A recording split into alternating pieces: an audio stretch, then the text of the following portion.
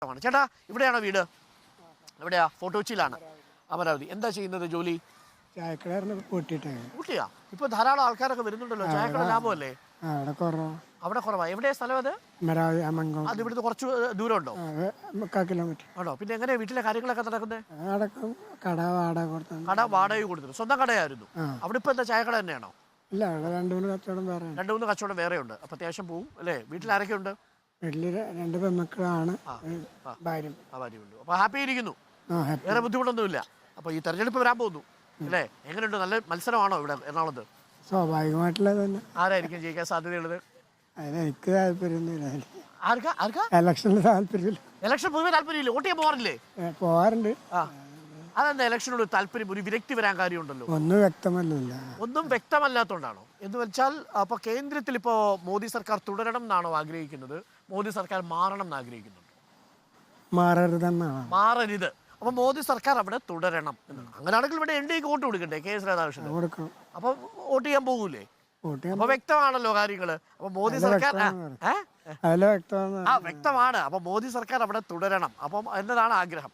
എന്തുകൊണ്ടാണ് മോദി സർക്കാർ തുടരണം എന്ന് ആഗ്രഹിക്കുന്നത്? സാധാരണ ജീവിതത്തിലുള്ളവർക്കൊക്കെ ചേട്ടൻ എന്തെങ്കിലും പ്രയോജനം കിട്ടിയിട്ടുണ്ടോ കഴിഞ്ഞ ഒരു 5 വർഷത്തിനുള്ളിൽ, 10 വർഷത്തിനുള്ളിൽ? അങ്ങനെയൊന്നും പറയാനില്ല. അങ്ങനെയൊന്നും പറയാൻ പ്രത്യേകിച്ചൊന്നും കിട്ടിയിട്ടില്ല.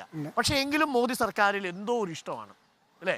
ആ നേതൃത്വത്തെ ഇഷ്ടപ്പെടുന്നു. സ്വാഭാവികമായിട്ട് ജനങ്ങളുടെ വിവരം അറിയുന്ന ജനങ്ങളുടെ വിവരം മോദി സർക്കാർ മനസ്സിലാക്കുന്നുണ്ട് എന്നൊരു അഭിപ്രായമുണ്ട് അല്ലേ? ഓക്കെ, അതാണ് എറണാകുളത്തെ മറ്റൊരു പൾസ് എന്ന് പറയുന്നത്. നമസ്കാരം, എന്ത് ചെയ്യുന്നു? ഞാൻ ആലുവ കടങ്ങലൂർ എൻ്റെ വീട്. ഞാനിവിടെ ഫോർട്ട് കൊച്ചിയിൽ ആദ്യ ഓഫീസിലായിട്ട് വന്നാണ്. അപ്പോൾ അറിയുന്നത് ഇലക്ഷനായിട്ട് അവിടെ അവധിയാണ്. അടുത്ത മെയ് 6-ന് ശേഷം ഓപ്പണിംഗ് ആവുള്ളൂ. ഓ അത് ശരി. അപ്പൊ ഇനി അതുവരെ എന്ത് ചെയ്യും? അത് കഴിഞ്ഞിട്ട് ഒരു മെയ് 6-ന് ശേഷം ഏത് മണ്ഡലത്തിൽ? എറണാകുളത്ത് തന്നെയല്ലേ വോട്ട്? ഹൈബി തന്നെയാണോ ഇത്തവണ സാധ്യത? ആയിരിക്കും. കേന്ദ്രത്തിൽ ആര് വരണം എന്നാണ് ആഗ്രഹിക്കുന്നത്? ഞാൻ മോദിയുടെ ഭരണം മാറണമെന്നുള്ള ആഗ്രഹിക്കാറ്. എന്തുകൊണ്ടാണ് മോദിയുടെ? അതായത് ഒരു ജനങ്ങൾക്ക് സമാധാനമായിട്ട് ജീവിക്കാനുള്ള അന്തരീക്ഷം അല്ല ഇവിടെ. കാരണം വർഗീയത പറഞ്ഞ ആളിലൊക്കെ തമ്മിലടിപ്പിച്ച് മനുഷ്യനെ ഇപ്പൊ കേരള സ്റ്റോറി പോലുള്ള സിനിമകളൊക്കെ പ്രദർശിപ്പിക്കുക, അത് പള്ളികൾ ഏറ്റെടുക്കുക, അത് തന്നെ, അതൊക്കെ തെറ്റാണ്. അതൊക്കെ തെറ്റാണെന്ന് പറയാൻ. അത് തെറ്റാണ്. പിന്നെ സമാധാനമായിട്ട് ജീവിക്കുന്ന മനുഷ്യരെ തമ്മിലടിപ്പിക്കുക. എന്ത് ചെയ്യുന്നു? പഠിച്ചോണ്ടിരിക്കുന്നു. എവിടെ പഠിക്കുന്നത്? ഡിഗ്രിക്ക് ഡിസ്റ്റൻസ് ആയിട്ട് പഠിക്കുകയാണ്. ഏത് വിഷയം പഠിക്കുന്നത്? BA സോഷ്യോളജി ആയിരുന്നു. BA സോഷ്യോളജി പഠിക്കുന്നത്. എവിടെ വീട്? പൊന്നാനിയിലാണ്. ഇപ്പൊ ഇവിടെ ടൂറിന് വന്നാണോ നിങ്ങള്? എങ്ങനെയുണ്ട്? ബീച്ച് എങ്ങനെയുണ്ട്? അടിപൊളിയാണ്. കടലിൽ ഇറങ്ങുന്നില്ല. കരയിൽ നിന്ന് എങ്ങനെയാ കടൽ കാണാൻ പറ്റുന്നത്? അവിടെ ഇറങ്ങണം. ഇറങ്ങാൻ പാടില്ല, അവിടെ സ്വിം ചെയ്യാൻ പാടില്ല. സാറിനെ കണ്ടപ്പോ കടൽ കാണാനുള്ളതൊക്കെ പോയി. ശരി, സാറിനെ കണ്ടപ്പോ കടൽ കാണാനുള്ള ആഗ്രഹമൊക്കെ പോയി. അതൊന്നുമില്ല, കടലും നമ്മളും കേട്ടോ. ഓക്കെ, അപ്പൊ എത്ര പേരുണ്ട് നിങ്ങൾ ടൂർ കഴിഞ്ഞ് വന്ന്? 6 പേരുണ്ട്. അപ്പം BA സോഷ്യോളജി ഫൈനൽ ഇയർ ആണോ ഫസ്റ്റ് ഇയർ ആണോ? Final year. അപ്പൊ നിങ്ങൾ വോട്ട് ചെയ്യാൻ പോകണ്ടേ ഇത്തവണ? പ്രധാനം ജയിക്കും അവിടെ പൊന്നാനിയില്? പറയാൻ പറ്റൂല. കാരണം ഇത്ര കാലം UDF തന്നെ ആയിരുന്നു. എന്നാലും LDF ഇപ്രാവശ്യം LDF അവിടെ KS സാധ്യതയുണ്ടോ പൊന്നാനിയില്? സാധ്യത കാണുന്നുണ്ട്. ആര് വരണം എന്നാണ് ആഗ്രഹം? കേരളത്തിൽ നിന്ന് ഏറ്റവും കൂടുതൽ പാർലമെന്റിലേക്ക് പോകേണ്ടത് LDF ആണോ UDF ആണോ? അതിന് ഒരു LDF ആയാലും UDF ആയാലും നമ്മുടെ നാടിന് ഉപകാരമാണ്. 2 പാർട്ടിയും കുഴപ്പമില്ല. BJP പോകരുത്. BJP പോയാൽ അത് മതത്തെ മാത്രം നോക്കിക്കൊണ്ടുള്ള ഒരു രാഷ്ട്രീയ പാർട്ടിയാണല്ലോ. മറ്റുള്ള 2 ഏത് പോയാലും ഈ അതിൽ തന്നെ LDF ആണോ UDF ആണോ ഏറ്റവും കൂടുതൽ ഈ വർഗീയതയെ പ്രതിരോധിക്കാൻ നല്ലതെന്നാണ് നിങ്ങളുടെ അഭിപ്രായം?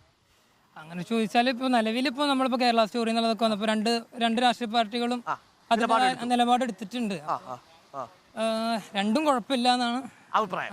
ഓക്കെ, അതാണ് പൊന്നാനിയിൽ എത്തിയ വോട്ടർ. Thank you. അപ്പോൾ വോട്ടർ അഭിപ്രായം. അവർ ടൂർ വന്നതാണ്. അപ്പോൾ നമ്മൾ കാഴ്ചകളൊക്കെ കണ്ടു, നല്ല പാട്ട് കേട്ടു, സേവ് ഡേറ്റിൽ പങ്കെടുത്തവരുടെ പ്രതീക്ഷകൾ കണ്ടു, ഒപ്പം പ്രായമേറിയവരുടെ പ്രതീക്ഷകൾ കണ്ടു. വ്യത്യസ്ത അഭിപ്രായങ്ങൾ നിങ്ങൾ എറണാകുളം മണ്ഡലത്തിൽ തന്നെ കേൾക്കുന്നില്ലേ? ഇത് പൊതുവേ കേരളത്തിൽ കേൾക്കാവുന്നതാണ്. നമ്മൾ ഈ യാത്ര നടത്തുമ്പോൾ ഈ ഓരോരുത്തരും ഈ തെരഞ്ഞെടുപ്പിനെ കാണുന്നത് ഓരോ പ്രതീക്ഷകളോട് കൂടിയാണ്, ഓരോ ലക്ഷ്യത്തോടു കൂടിയാണ്. ഒന്നുകിൽ കേന്ദ്രത്തിൽ അധികാരത്തിൽ മോദി സർക്കാർ തുടരണം, അതല്ലെങ്കിൽ മോദി സർക്കാർ വേണ്ട എന്ന് വെക്കണം. അങ്ങനെയാണെങ്കിൽ ആരാണ് ഏറ്റവും മികച്ചത്? അതിൻ്റെ കാരണം എന്ത്? ഇതൊക്കെയാണ് നമ്മൾ ജനങ്ങളുമായി സംസാരിക്കുമ്പോൾ അവർ പങ്കുവയ്ക്കുന്നത്. അവരുടെ വിശേഷങ്ങളിലൂടെയും വാർത്തകളിലൂടെയും നമ്മൾ യാത്ര തുടരുകയാണ്. ഒരു ചെറിയ ഇടവേളയ്ക്ക് ശേഷം നമ്മൾ ഫോർട്ട് കൊച്ചിയുടെ മറ്റൊരു ദിക്കിലേക്ക് പോകാം. അവിടുത്തെ കാഴ്ചകളും വിശേഷങ്ങളും പങ്കുവയ്ക്കും.